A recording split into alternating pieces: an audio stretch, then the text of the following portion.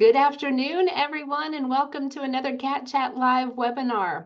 My name is Nancy Stevens. I serve as UK's Parent and Family Communications Manager. And as always, I really appreciate you all making time to join us today. Today's webinar is called Meet the RDs, and it comes to us by popular demand. Many of you may have joined us earlier in the summer when we did a Life in the Halls webinar with some of our colleagues from Residence Life, and we got great feedback about that webinar. You all loved hearing from one of the resident directors who was on that webinar and wanted to meet the resident director for your students' building. And so we have brought together a whole team of folks from the Office of Residence Life, and I'm really excited for you to get to hear more from them in a few minutes. You'll also get good information from them about some of the common concerns, common issues that they're seeing among the students in their residence halls, and we'll talk through ways that you can support them in this time of transition. So, few quick announcements before we turn things over to them. Many of you are likely familiar with the Zoom webinar technology, but as a reminder, we can't see or hear you. So the best way for you to communicate with us is through the Zoom Q&A feature. There will be time at the end for us to take your questions. So as you think of things you want to hear more about, use the Q&A feature and we'll take those at the end. We are recording today's webinar, and you will get a link to the recording after the webinar is over. You'll also see a survey asking for your feedback about this Cat Chat Live webinar, and we do hope you'll take a few minutes to let us know about your experience and to share any topics or future ideas you have for the webinars that we have still to come. And of course, at any point, if you need assistance from the university, I would encourage you to email parents@uky.edu. I'm still working on our schedule of webinars for the month of October. We'll have plans to do probably 2 of them. So again, looking for your ideas and your suggestions, and we'll be advertising those through the Cat Chat community as soon as we have them. And if you want to go back and watch any past Cat Chat Live webinars, we'll also, you'll be able to find all of those in the Cat Chat family community. That's hopefully a platform that many of you are using already. It's our communications portal for parents and families. It's where you get your email newsletters and learn about all of the events and resources that we have available to our campus community. So I want to remind you about all of those good features and encourage you to check those out. All right, those were my quick announcements. I tried to move through those rather rapidly so I could turn you over to our my wonderful colleagues in the Office of Residence Life. So I'll let you all take it away. Thanks so much for joining us today. Thanks, Nancy, and I appreciate it. And for those of you who saw the previous webinar, I'm pleased to come back and join you again. My name is Justin Blevins, and I have the pleasure of overseeing the Office of Residence Life here at the University of Kentucky. I want to talk a little bit, for those of you who may be new to the concept with it, we are part of an umbrella called Campus Housing, but at UK you may have heard that we're part of a P3 partnership. And what that basically means is that our auxiliaries unit here at the University of Kentucky, as well as our P3 partner, help maintain the facilities. In other words, they're the people who are helping fix everything and making sure that things are well maintained and cleaned within the facilities. What we do, what I like to refer to as affectionately as, is we're kind of the people. In other words, the staffing that I oversee and what the people you'll be meeting do is living in the halls and actually helping really focus on the student experience for that. In fact, that's our entire mission and purpose, is actually providing the kind of experiences we want for our students so they can be successful while they're here at the University of Kentucky. So let's talk a little bit about what that looks like and what we bring to the plate in terms of helping support folks. One, within each of our residential facilities, we have 24/7 front desks. So this is a place that's going to be staffed by either our student staff members or some of our full-time staff members. So if there are questions or concerns, or someone needs to put in a work order or just needs to talk with someone about something, they can always go down and say, hey, I need to speak with someone. That's also important to know because we keep on-call staff at night too to address concerns that may be happening in the facilities, from quiet hours or visitation concerns or questions within that. And if people need to seek support from a staff member, they can always go to the front desk and say, hey, could I speak with someone on call, or could I talk with the RD, which are the folks you're going to be meeting here in a little bit. Our full-time RDs actually live in the facilities with students. So it's a really cool thing having someone there who's not just supervising our student staff, but they're really there keeping a close lookout on like what the environment looks like within our halls and making sure that our curriculum or co-curriculum that Kenyatta will talk a little bit about later is being executed well within our facilities. Underneath them, we have our resident advisors. We have about 220 RAs across campus.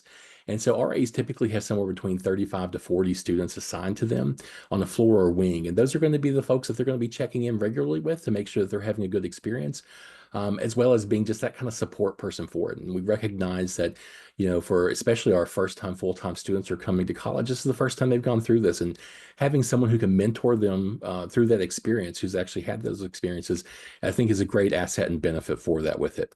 In addition to that, we work with our living learning programs and have over 100 peer mentors. They're working with our students in our halls as well.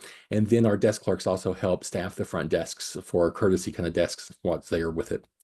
So now let's turn this over here, and I want to introduce a few other folks who are going to walk you through some of the kind of common transitional experiences. So as you're talking with your Wildcat and working through and kind of processing some of this, you may be seeing them dealing with some transitional issues, and we want to make sure you understand that they're normal, and that's what we're here to deal with.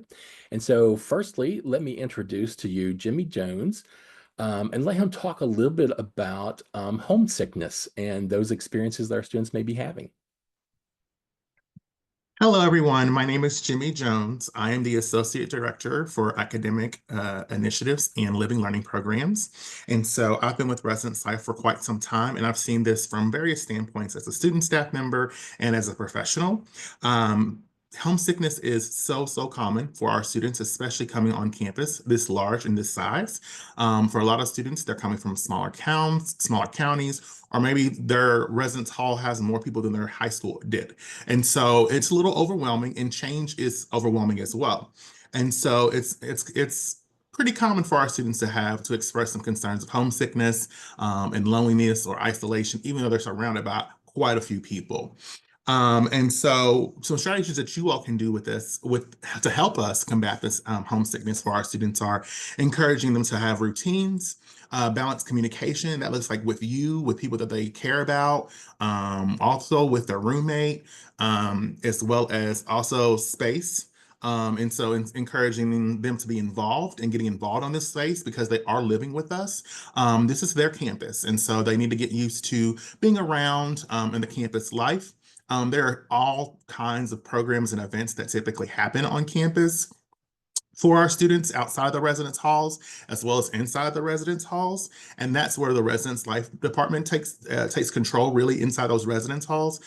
We have what we call a Wildcat Way, the Wildcat Way, which is our residential curriculum that has strategic initiatives that kind of combat homesickness at peak times of the year, as well as our student staff and our resident directors are encouraged to offer opportunities throughout the weeks where it's not a peak week. Maybe they just want to just like have a movie night or a popcorn event or something like that just kind of like brings students together and helps build that community and strengthens that bond with folks within the building and on the floors. And so our RAs do that. Also, a part of that Wildcat Way is we also have a check-in system that are called CATS Ups.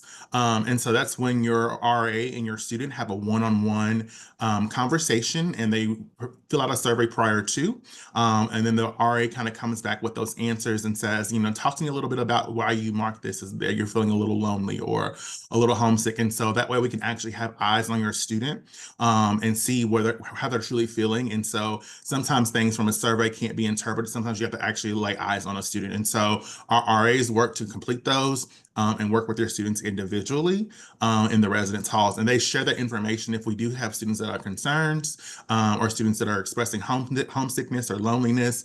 We do have a whole treatment, essentially a treatment intervention system that we have. And so we kind of rank those, and then we get engaged and get there and see what the students truly need. So, and I'll turn it over to Brooke to talk about roommate conflicts. Hello, everyone. My name is Brooke White, and I'm the Assistant Director for Residential Conduct and Care within our Office of Residence Life. And I want to talk to you a little bit about another common transitional Concern that we have in the halls is often roommate conflicts. So roommate conflicts are very common because oftentimes this is the student's first time living away from home. Could be the first time that they're sharing a space with someone who's also not a family member. And so definitely very natural to have some roommate conflicts that come up. And we have a lot of processes in place to support students through that. The first of those is the roommate agreement. And so roommate agreements went out 2 weeks ago. And if be sure to check in with your student that they've been able to complete theirs. If not, we have copies at the front desks that they can come grab. But the roommate agreement process allows students to have those in-depth conversations around their boundaries and things they want to share, things they don't want to share, cleaning schedules, sleeping, studying schedules, all of those different things that we oftentimes see conflict over in the halls. They will be able to discuss that with their roommates in the roommate agreement. And they're always happy to meet with them to facilitate that roommate agreement or to help provide guidance in that. But our curriculum, the Wildcat Way, like Jimmy mentioned a few moments ago, we really work through roommate agreements and through the conflict process through the Wildcat Way to teach students self-advocacy, to help them in their communication and conflict skills. And so we really want to lean in and like helping them advocate for themselves and helping them understand what does it look like to have healthy communication through conflict. But sometimes they may need a little support in that. So oftentimes our RAs, like I mentioned, will facilitate roommate agreements or mediations around the roommate agreement, or maybe they're re-looking at the agreement and editing it to better fit their needs of everyone in the room. Or if need be, our professional RDs, who you're going to meet in a little bit, can step in and help with that mediation process as well. And if you have a concern, please encourage your student to reach out to their resident director about their roommate issue or their RA. The RAs can always connect with the RD about it, but be sure to have your student connect with their RD about those issues so that we can get that mediation process started and those remove processes whenever it's a must do in that scenario.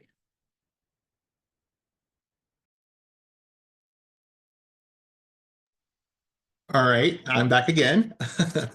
So prior to your students coming on campus, we work to send out a pre-survey and just to kind of get a feel for the students we have coming to live on campus with us. And so with that, we asked our students several different questions in regards of what they like to see on campus, how they're feeling about prior to coming on campus in regards of emotional stress and things like that. And some kind of areas of concerns that they have when they're coming on campus. And as you can see, the top 3 choices here are or things that students marked or that they're nervous about in regards of concerns are balancing academics and social, handling stress and pressure, passing classes and making grades. And all that stuff is very important. So as you think about ways that you can potentially support your student, in helping us support your student, we have study hours that we have. We encourage students to participate in those. We encourage our students to also seek assistance from Transformative Learning, which is our on-campus academic and coaching center, essentially. They offer peer coaching, peer tutoring, all that kind of good stuff. And so we encourage students to utilize their resources on campus as well.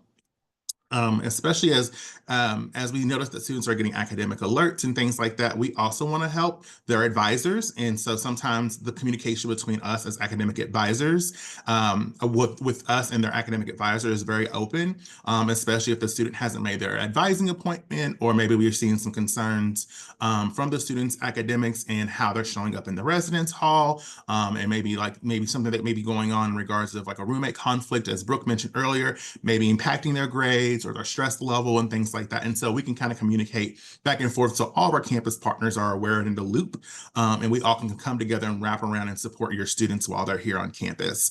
But academic pressures and time management are really top priorities for a lot of our students in regards to concerns, as you can see. So we also encourage them to utilize their planners. We host workshops in regards of making sure they balance and take care of themselves mentally and as well as socially. And so, yeah, so that's kind of some of the stuff that we do on campus. So I'll take it to the next slide. Thanks, Jimmy. And now we're going to get to the meat and potatoes of what we are here to do, which is to meet our staff with it. These are phenomenal student-centric people, again, who are living in the residence halls, who have a passion for actually serving students in what we do. So I'm going to turn this over now to our North Campus staff, and I think, is Lisa Lockman here to take over? I am. We have a couple of our North Campus RDs are having some camera issues, so they're gonna try to rejoin so you can see their face, but they'll be able to at least introduce themselves and so you can hear their voice. My name is Lisa Lockman. I'm Assistant Director for Front Desk Operations and Risk Management, and I work with some of our great staff on the North Campus, and so I'm going to let them start introducing themselves, and we'll start off with Blazer Hall. Hi, everybody. I'm Anna Ritchie. I'm the resident director of Blazer Hall. This is my first year in Blazer Hall, and I'm very excited to be here.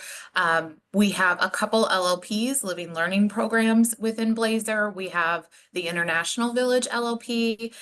So we have a high population of international students, but then also students who might already have lived in the US and are pursuing degrees in like international affairs and things like that. We have the Audre Lorde LLP, and that LLP is for students who take special interest in social issues. So we're really glad to have them here as well. And then we have a really big athletic population. So we've got the women's basketball team, volleyball team, dance, stunt, I think gymnastics. There's several things. So we've got a really great kind of mixing pot of everything within Blazer.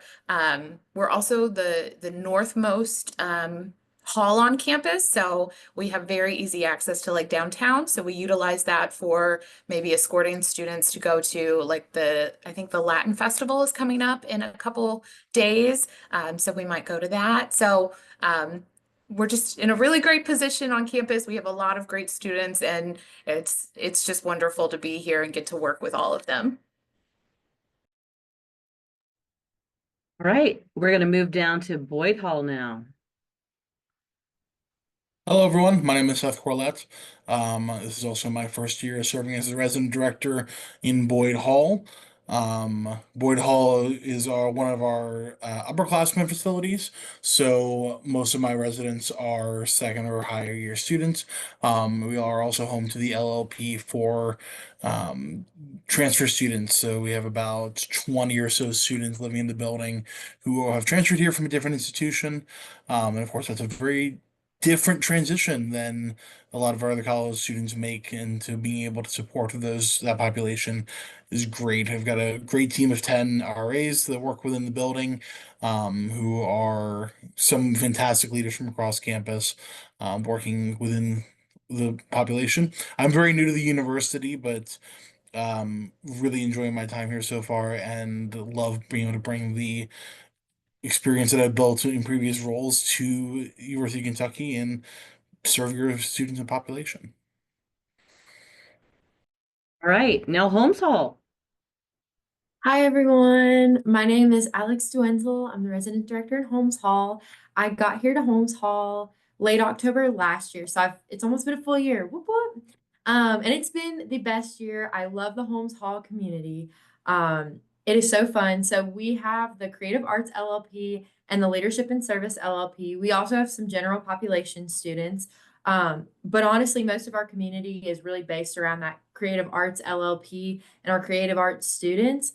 We get to do such fun projects all the time. If you were here for family weekend this past weekend, it was not up yet. It will hopefully be up here within the next week or so. But last week we did an event, and we had a bunch of students come out, and we had a big paint by number of a wildcat on like 20 different canvases.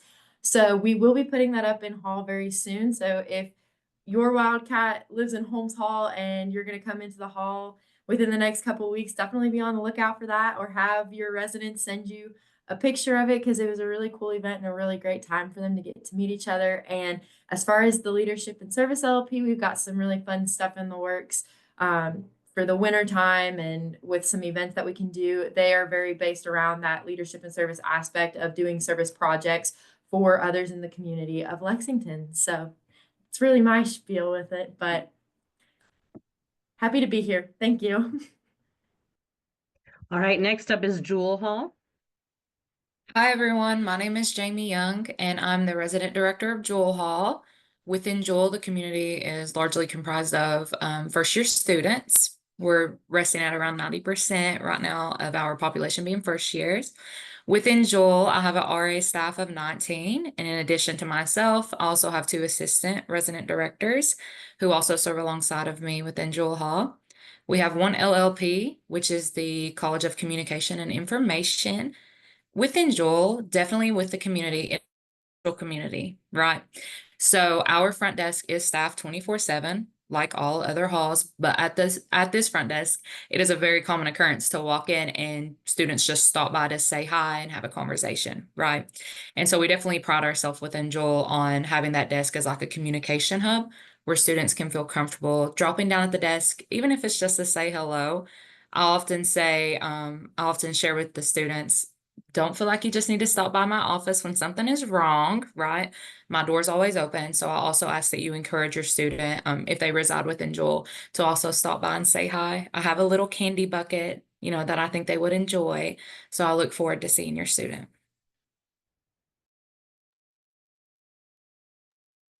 All right, next up is we have Roselle Hall. Kenyon. Good afternoon, everyone.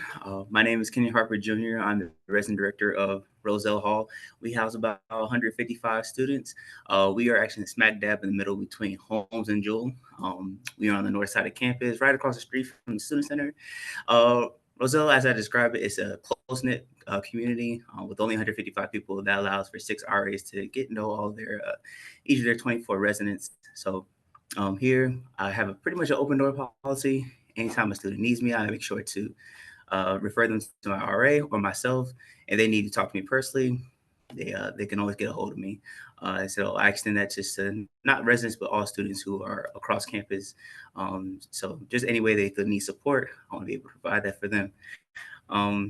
And anyway, you just need to get in contact with me. My email is also available as well, kdha274@uky.edu. So if anyone is in need of assistance, let me know. All right, and to wrap things up for North Campus, we have Wildcat Coal Lodge. Hello, everybody. My computer's having a little technical difficulty, but Seth let me borrow it. My name is Nicholas Jerome Lockhart. I'm the RD of Wildcat Coal Lodge. That is the dorm that holds specifically the basketball team, the team managers, and a couple of general population kids. I do not have RAs. It's just me and my grad, and yeah, that's pretty much my building.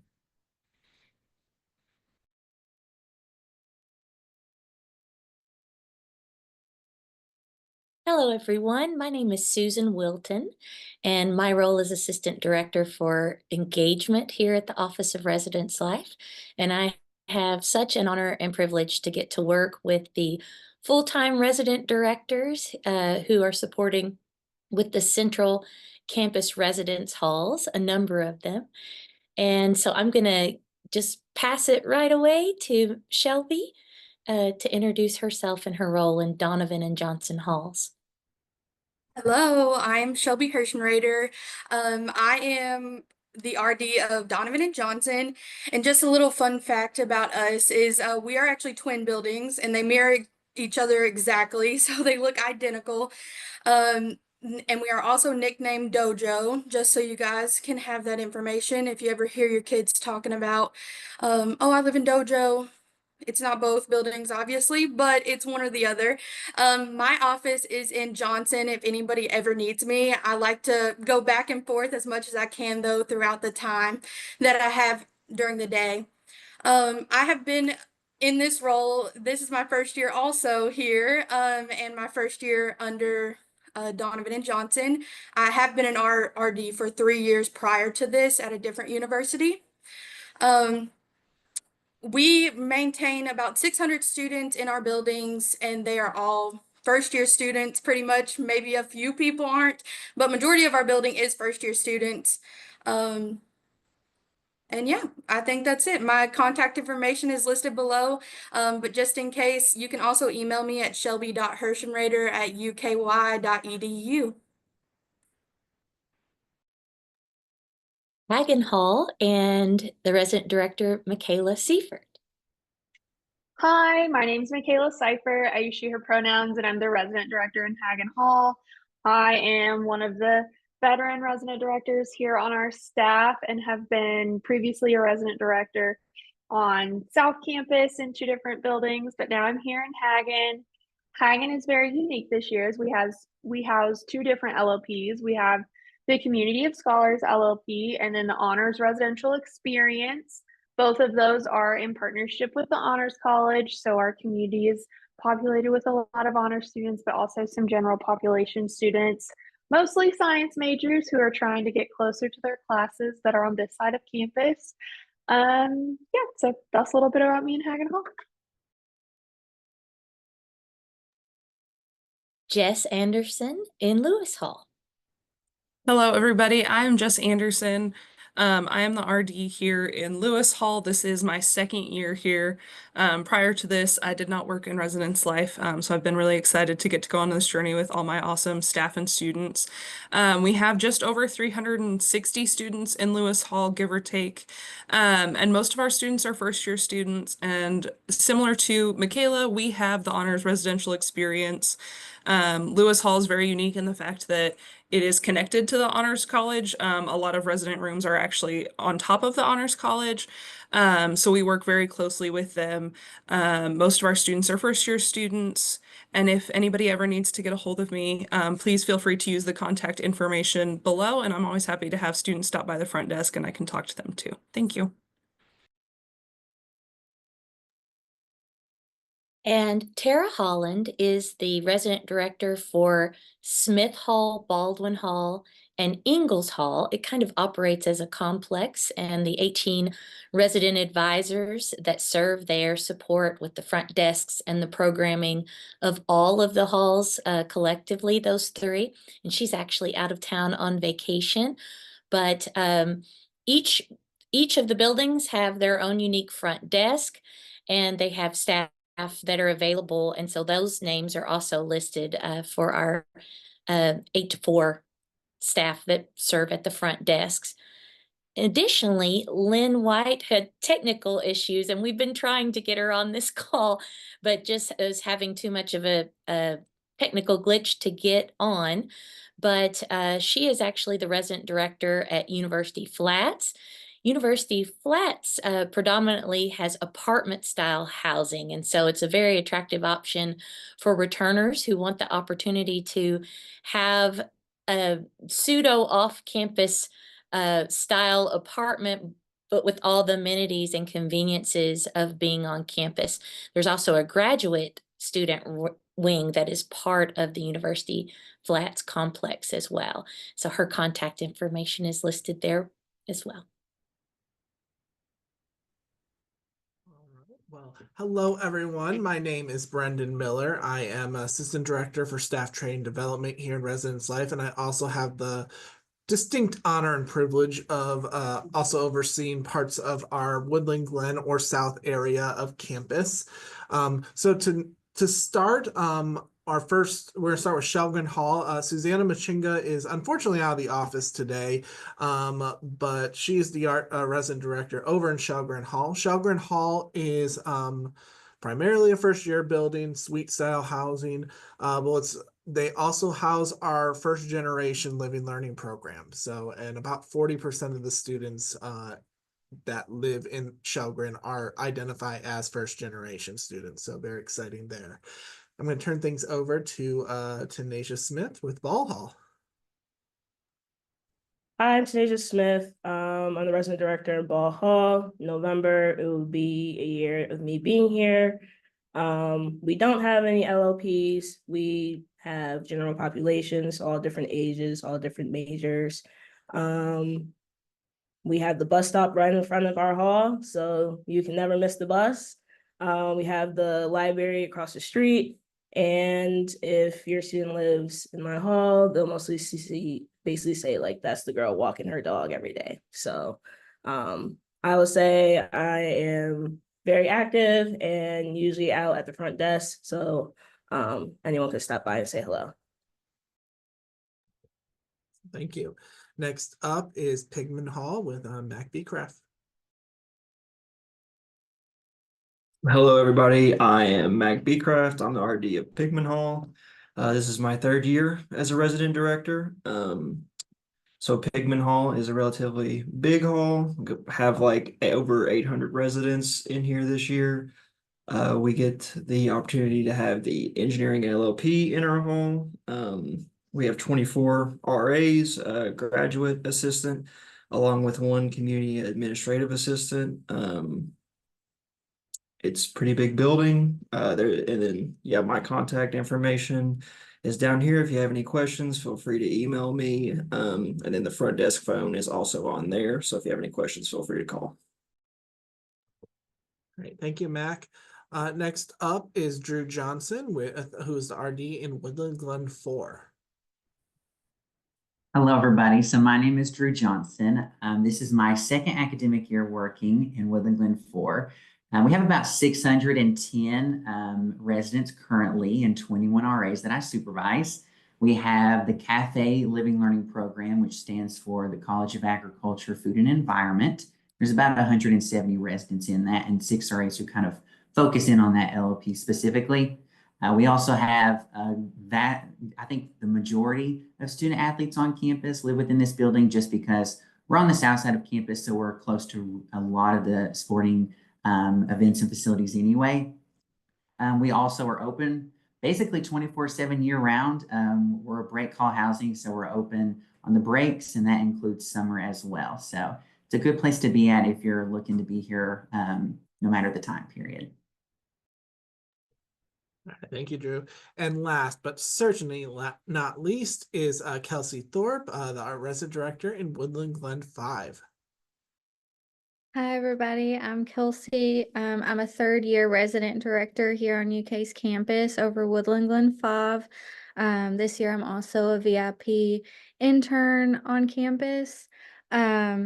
So we hold the IROC or Healthcare LLP.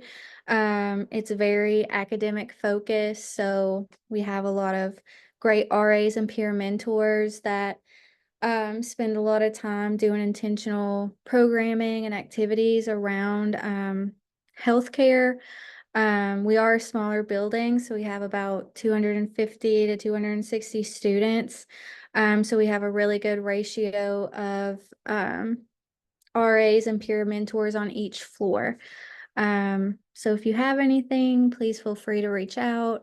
So yeah, thank you.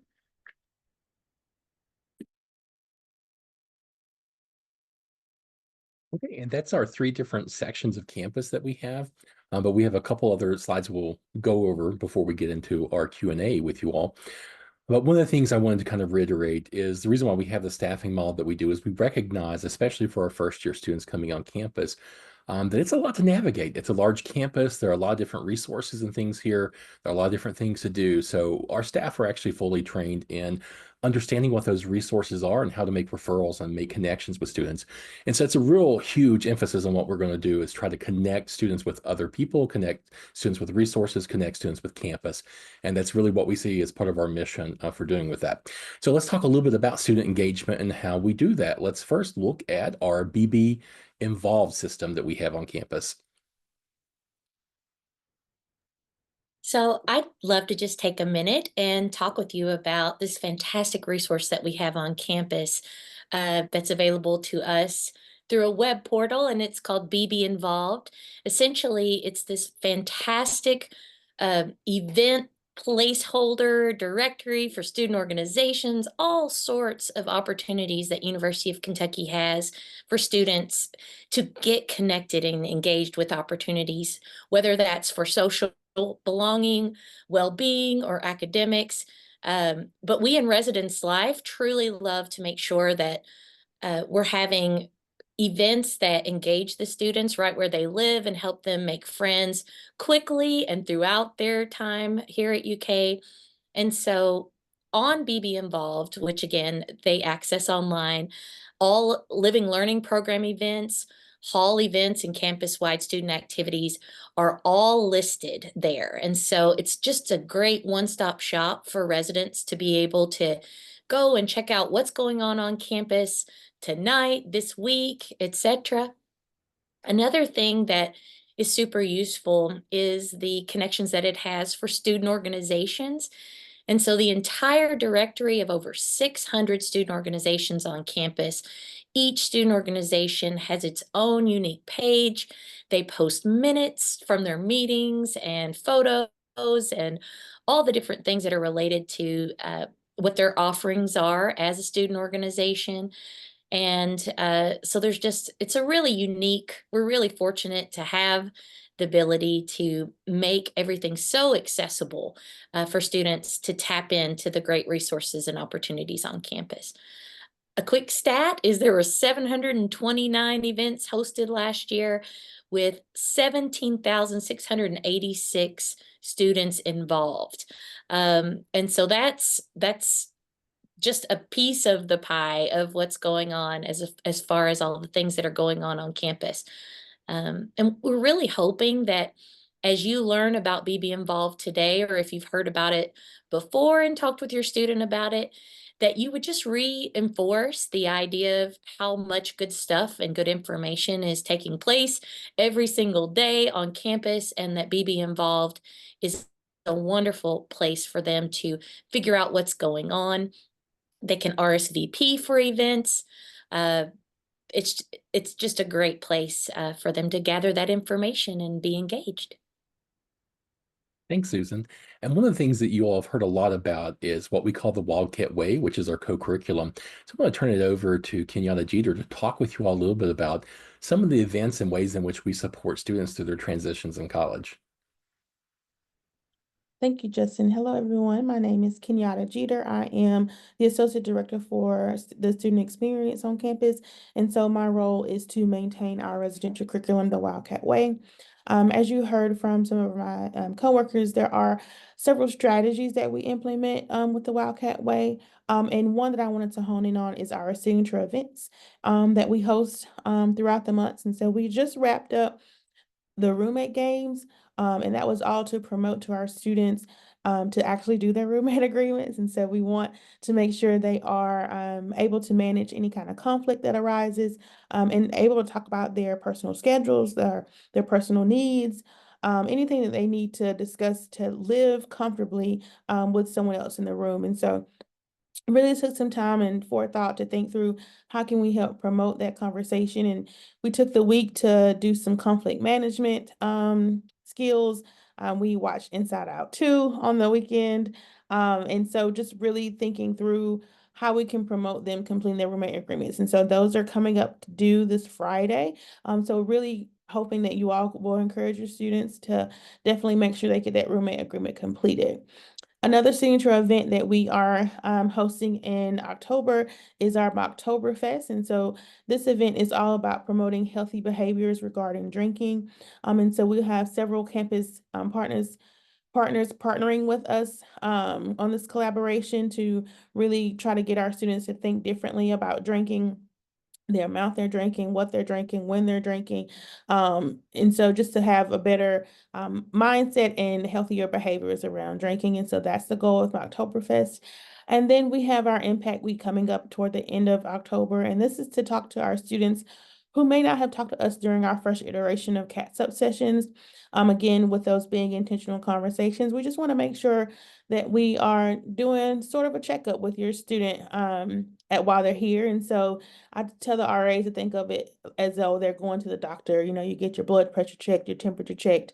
And so the parents want to know when they drop their student off that someone's talking to them, right? And so that's our goal with that. And so we did not get a chance to talk with them during our first iteration, we'll use Impact Week to make sure that we do talk to those students. And so get them connected with resources, get them connected with other students, and start networking and gaining some community and belonging while they're on campus with us. And so those are some of the few key events that we have for planned this fall semester, and we'll have more planned in the spring. So thank you all.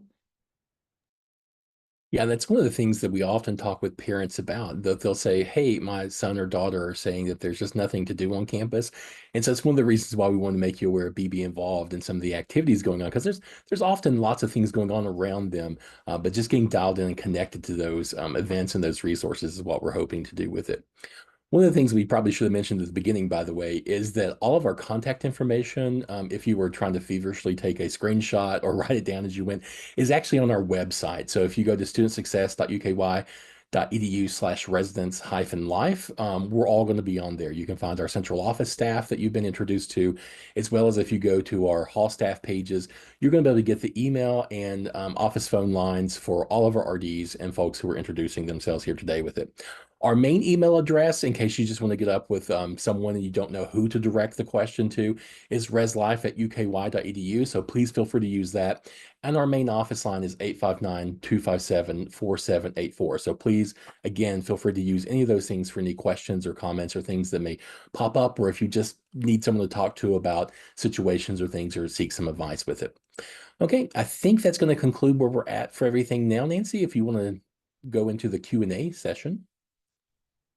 Yep, we've got a few questions that have come in. Quite a few of them are touching on roommate agreements. One of the questions said that that they thought the roommate agreement was going to be completed within the first 2 weeks of the semester, and so they wanted to know the thought process behind having them do about a month into the school year. So if you all could speak to that, that would be great. And Brooke, I was going to say, Brooke, please feel free to jump. Right ahead. Got it. Yeah. Thanks so much for your questions about roommate agreement. So classes started on the 26th and we launched our roommate agreements on the 9th. And so exactly like 2 weeks after classes started. But we find that sometimes if people, especially our first year students, I will note for our returning students in some of our returning halls, we actually have the roommate agreements in there for them when they moved in. But for our new students, what we've kind of found in the past is that if they often fill out those agreements during K week and like before they've really started classes, they don't really know their schedules and they don't really know what their needs are from their roommates at that time because they haven't started classes. They're kind of just going to the events and doing that piece. And so by starting on the week of the 9th, the students are a little more in their class routines and have a better idea of what they may hope for from their roommate. And so we have them do this week so that they have a little bit of time to complete those, because we know it can be hard for the roommates to all find a time to sit down together. But that's typically why we try to wait a little bit, is so that the students get a better feel for what are their needs from their roommate and how can they articulate that in their agreement. And one of the things too I would like to add is that the roommate contract agreements are not just a static thing you do at one point in time. So for example, as we go throughout the term or throughout the academic year, if what they agreed to just isn't working, because again, like what Brooke is saying is true, sometimes a bit of that honeymoon phase for the first couple of weeks, and you really not really understanding what your needs are or how you're going to interact with the other person with it. But we know things may change. Your class schedule may change in between terms, so your needs may change with that. So we're often using those roommate agreements to say, okay, if there is an issue or concern happening with the roommates, let's pull it back out. Let's take a look at it. Let's make sure it's meeting the needs where people are currently at too. So we don't want it to just be static, but we want it to be something that people can kind of evolve as their needs change. And our hope is, the whole premise of the tool is communication, getting people to talk about, the boundaries of things they need or want in the situations and try to find compromises that work for everyone. Yeah, I think that makes good sense. What you might say on day 1 or 2 looks a little different once you've gotten into the routine of the semester and you've spent some time living with someone else. So I appreciate you offering some clarification on that timeline. So we've got a question that came in. So already seeing a little roommate disagreement here. What suggestion do you have when one roommate wants a 4-paws dog to train, the other roommate is allergic and has shared that and didn't agree to it with the roommate agreement, but the roommate's still moving forward? So we've got a conflict that has developed there. What recommendations do you have for this student and this family? I can take this one again. So I think exactly what your student has done in not signing the roommate agreement form is exactly right. Like, we only want students to sign that agreement if they truly are comfortable with the 4-paws dog being in the room, and with their allergies, totally understandable, but that may not be the right fit for them. historically, the 4PAW student organization has been pretty good at working with us as far as if the roommate is not okay with that, then they're gonna work to make sure that that student doesn't have a dog, or we could work to relocate someone as needed. But generally, what you're doing is great. This would be a great opportunity to loop in your resident director if you haven't already, to provide additional support. But totally fair if your student does not want a 4PAWS dog in the room, just don't sign the roommate agreement, or not the roommate agreement. Don't sign the 4PAWS agreement, just like you shared your student has done. And be sure to connect with the RD so they can start to sort that out, because yeah, if they can't be in the room with an animal, then we'll have to work through that. And that is totally something that we can do.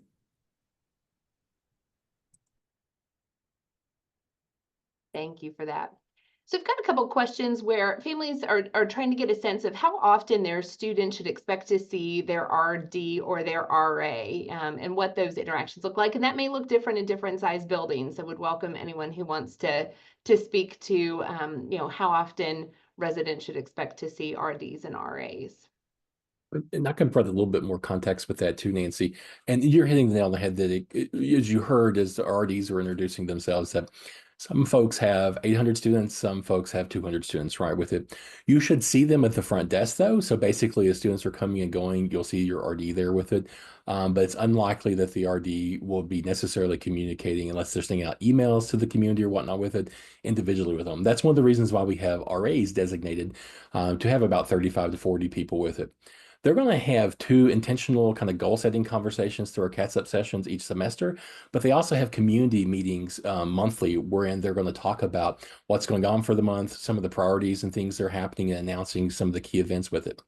The other thing that should be happening is our RAs typically have a group meet for the floor. So basically, they should be sending out weekly communications talking about what are some of the cool things to do on campus that week, what are some of the things going on with it. And that's the other part too, is if they're needing to get up with their RA because the RA is sharing the information with them, feel free to tell your student if they need to talk with RA to go ahead and ping them, send them a group me message, knock on their door and connect with them too with it. So the frequency is going to vary, I guess, based on the hall and based on the needs for the students. If students are expressing they need help or support from the RAs, they're probably going to have a little bit more contact with them as well. But you should be at least seeing like events happening in the hall, your community meetings. You should be having Cats Up sessions and things happening with your staff as well. Anybody else want to speak to that frequency? All right, we've got a question that may be related, asking about when should a parent step in if the student reached out to the RA several times. It doesn't say and they're not hearing back, but I'm assuming that that's the impetus for when a parent might reach out. So thoughts on that? And it may be dealing, I'm assuming, in the nature of the question, like a roommate conflict or something kind of happening within that. So parents are always welcome to reach out to an RD or to us with questions with it. Depending on the context of what they're reaching out about, we may not be able to share all the information with people because, again, there are some protections with FERPA and some state and federal laws about privacy and what we can or cannot share with it. But I would say to the parent, one, encourage the student who may not be hearing a response from the RA to definitely connect with the RD of that building. So that's your next step for going through that. But if you're not getting the connection that you need with it, then we also have some of the staff that you heard here who supervise the areas, and as well as myself, you can email and we'll make sure that you're getting the support and the resources that you need with it. Often what may happen with our student staff is they may be hearing what's happening, they may be addressing it in the back end, but they may not have communicated back and closed that circle or that loop about what they're actually doing. So that's why it's important to encourage the students to go back to their RA and check in, or to check with their RD to see what's happening with that. All right, so the next question says, unfortunately, a month was too late, thinking about the roommate agreement. So this has caused irreparable harm to the relationship. Does UK use any restorative practices when roommates are at an impasse? When does an RD get involved?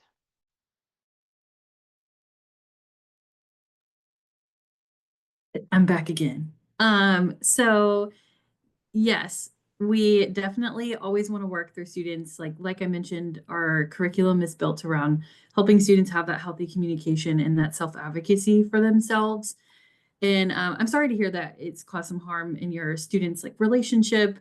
And RD is able to get involved anytime that you may need. And so if for some reason they're reaching out to their RA and they're not hearing back through that, or you just have some concerns about the conflict, you can reach out to the RD at any time. And the RD can work directly to figure out what the best next steps are.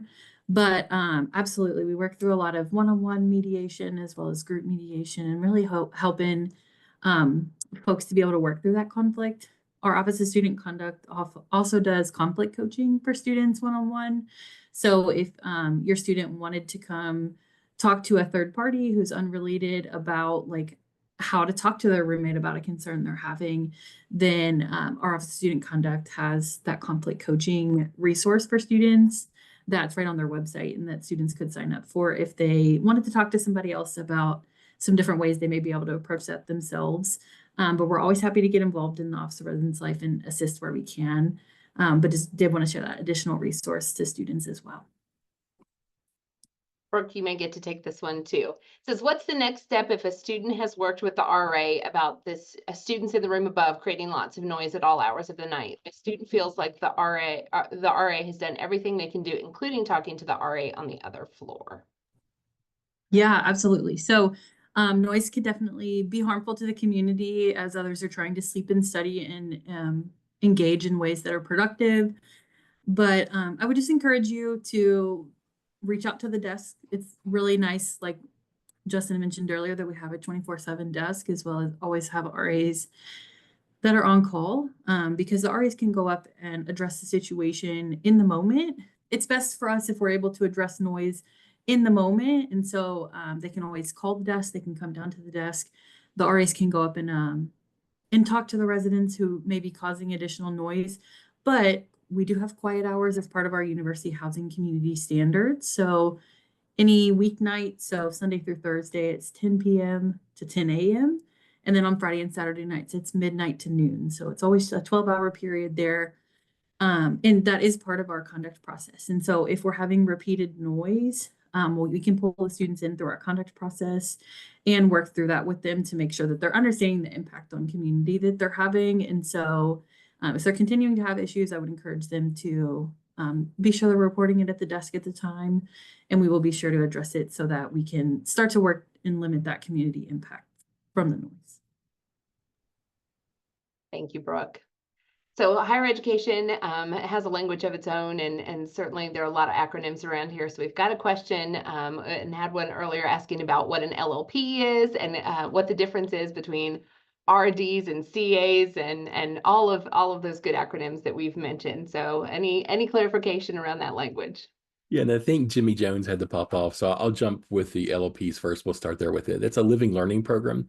And so as students applied to housing, they had the option of also applying to one of our 13 communities. The communities are centered around students' interests or their academic pursuits. So you've heard folks talking about things like our engineering community or interprofessional healthcare residential college, our honors community, and et cetera. And so students who are looking for just an extra experience in their housing that's associated with some of their, again, it could be a career field they're going into or an interest that they have.